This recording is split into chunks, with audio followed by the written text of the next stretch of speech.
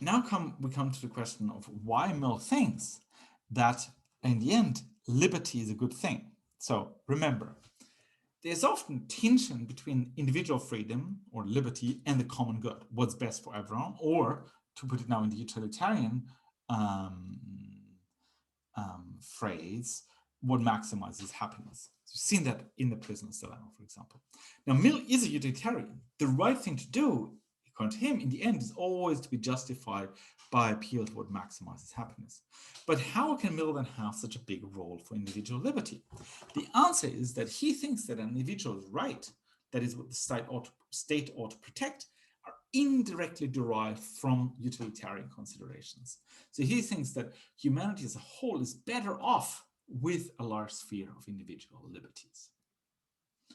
So why does he think that liberty is going to be good for humanity in the long run and overall?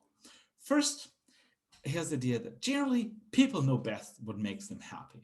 Okay, if the state tries to determine for individuals what is best for them, they're going to make a lot of mistakes. Generally, people know best what's good for them, and so we should give them freedom to determine their own lives because they know best what's good for them. That's the first.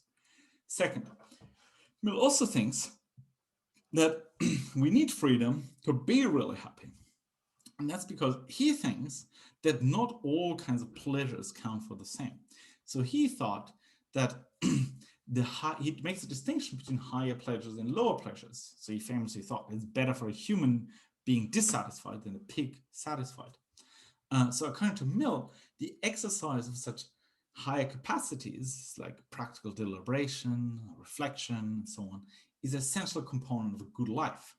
And individual liberty is important because it enables individuals to engage the capacities that are essential to human flourishing. So that's a second reason to think that Mill has for thinking that in general liberty will make us more happy.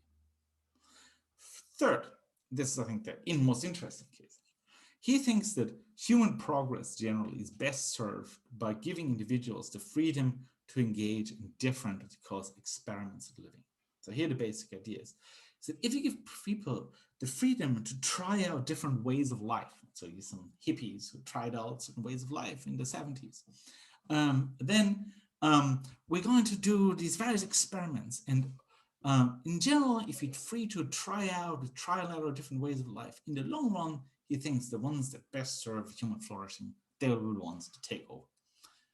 So that's another reason he thinks that. Generally, if you give people a lot of liberty, they will lead to more maximizing happiness in the long run.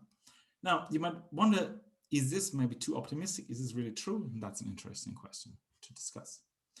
An application of this. No. Okay. Suppose that there's a person different who expresses a new view that no one thinks about. Is it ever acceptable for the state to suppress that different opinion? Okay. An expression of a divergent opinion. So freedom, or should there be freedom of expression?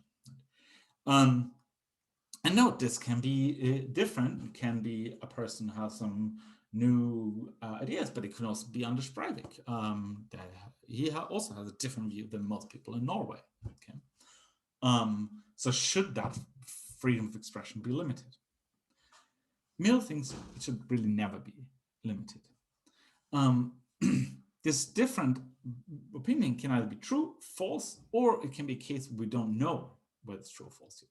Suppose that it's true. In this case, we'd certainly want to be to express so they can learn from the view. Okay, objection to that. But look, Mill, you think that really truth isn't valuable in itself. Utility counts. So maybe this view, like Breivik's, is a threat to the fabric of a society. It's a really uncomfortable, maybe it's true, but it's an very uncomfortable truth. There should still be outlet. It doesn't matter whether it's true. Reply, though, Mill has, the claim that suppressing it will be useful is itself something we need to know. Okay? But according to Mill, experience and history shows that this is rarely the case. And society is generally better served by letting all the flowers bloom. Now, suppose then the difference is false. So maybe this is really the Breivik case.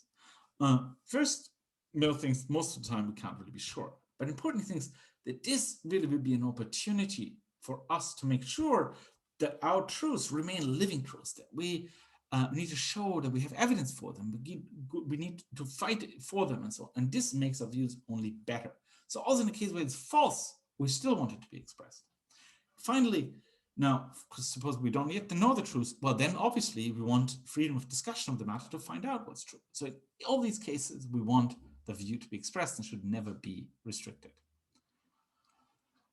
Now, when you think about Mill's view, then you will see that you use the harm principle, then the sphere of liberty is actually very big. A lot of the things that are in fact outlawed in lots of societies like Norway would be within the sphere of liberty, and the state authority would be quite restricted. So it'd be a quite radical revision of contemporary practice, actually, if you think about it. So that's what we're thinking about. And so with that, I'll end the video part of the lecture. Thank you.